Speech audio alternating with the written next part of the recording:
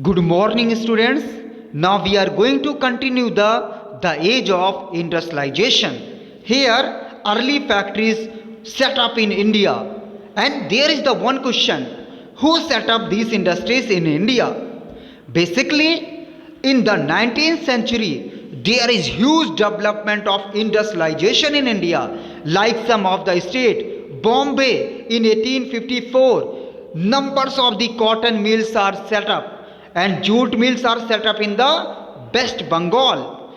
Now, this was the time when Bengal was in reach with jute mills in 1855 to 1862. North India was untouched with this development, but here northeastern part of India there is the huge of the development of the mills, and these mills, who set up these mills or these industries?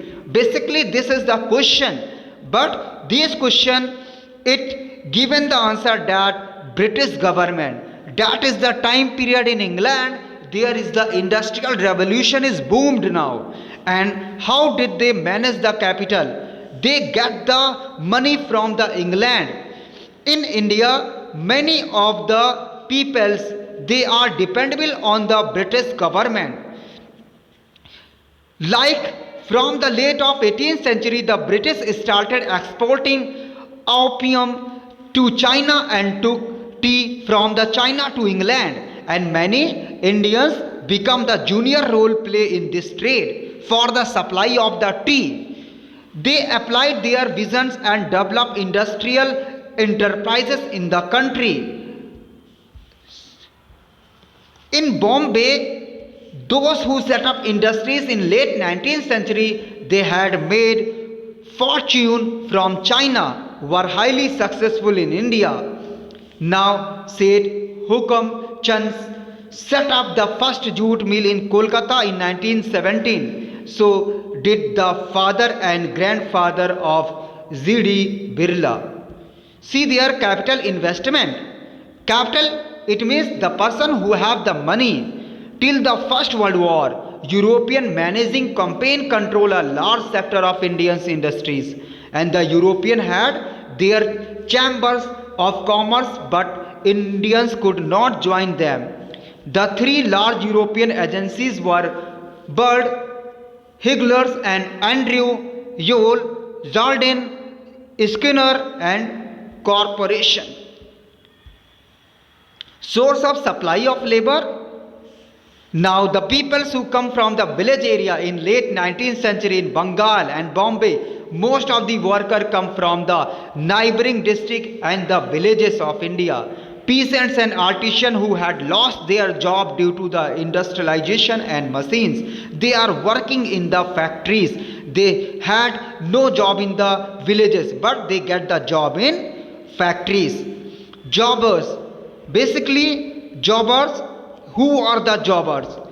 The industry owner employed a person called the jobbers, who are the person who is the capitalist. Now, growth of Indian industries in India. Basically, European managing agencies which dominated Indian industries were interested in the certain goods. These goods were not meant for sale in India but for export only. European managing agencies acquired land for the colonial government at cheap rate and established tea, coffee plantation and invested in the mining indigo and jute. When Indian industrialists set up the business and industries in the last year of 19th century, they avoided competing with the Manchester good in the Indians market. British import into India, they was used by the handloom industries. It means Britisher good was sale in India and handloom industries were destroyed totally. With the beginning in the 20th century, here the industrial group started pressuring the government to increase tariff protection and grant concession from the British government, because British government earning the more and more profit in India. Now other countries are also exporting their goods in India and other countries, like here Japanese mills. So industries in India shifted to the production of cotton, piece, cloth which was double between 1900 and 1912. Impact of the first war on the industrial production in India. Yes, it is sure that World War effect on the industrialization in India and the other part of the Europe. This is true. The First World War came at the end in 1918, but it proved to be fatal for the Manchester and many exporter and industries in India and the European country. Large number of the industrialists, they lost their industries. They are facing the lot of the problems. Their product are not demanding now. Demand is decreasing and peoples, they do not have the money to buy these goods. That is the time period. Small scale industries in India, they are basically grow. Most of them 67 were located in Bombay and Bengal. The rest of country was predominantly or dominated by the small scale production. In small scale units, production expanded. The 20th century, this was particularly true. Handloom industries, what led to expansion of the handloom industries? The reason were many. Nature and technology. The nature and technology was not very good in the handloom industries. So handloom industrial production is less now, but here nature of cloth produce, the weavers produce both coarse and fine varieties of cloths. Now they thinking the demand of the peoples. Now handloom industry are also converted into the mills and machinery industries. Now this is the time period. The weaver produced both coarse and fine varieties of the cloths, and the coarse serge cloth was purchased by the poor, and its demand fluctuated if it was bad harvest or bad year or famine, when people had hardly enough to eat and their cash income.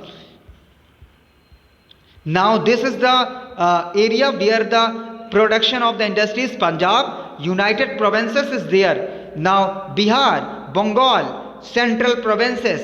So see their number of the industrialization in India, Bombay and the Madras. These are the cotton mills industry I show you. And here large number of the scale industries in 1931 in India. The role of the advertisement in the marketing good. This is the very important fact. They made the product appear desirable and necessary. They tried to shape the needs to people and create new need. Advertisement help expanding the market for goods and shaping the new consumer culture. For an example, see there are different types of the advertisement they have to be seen now. Now in India they wanted to sell the goods to the Indians, so that's why they taken the images of the gods and images of the like here Chhatrapati Sahuji, Shivaji, Manchester labels early in the 20th century, and they wanted to buy or sell their goods in India made of the Manchester. They were accepted to buy without any hesitation. Images of the Indian gods and goddess on the picture, and they thinking that the Hindu population in India, they buy these product because the images are there, and you have to be seen. This is the Lord Vishnu with the snake, and here Bharat Mata, and here Shivaji. So these are the images. Now sunlight vs the sunlight soap washes, so it means that this is the soap, and here the image of the Lord Vishnu and the goddess recommendation Swadeshi clothes. So these type of the images advertisement given on the their product of the Indian people, and these products are easily export in India, and they get the huge profits also.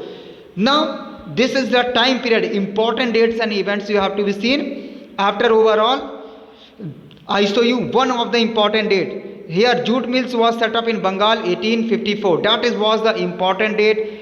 Elgin cotton mills was set up in the Kanpur in the North India 1816. Second jute mill was set up in Bengal 1862. So there are the number of the things are given there about importance of the industries in India, and how the Britisher and the Indians, they export their important product. by the advertisement. They are advertisement with the help of the pictures of the god and the goddess, and on their product like the clothes, cotton, biscuit, and many of the other consumer goods.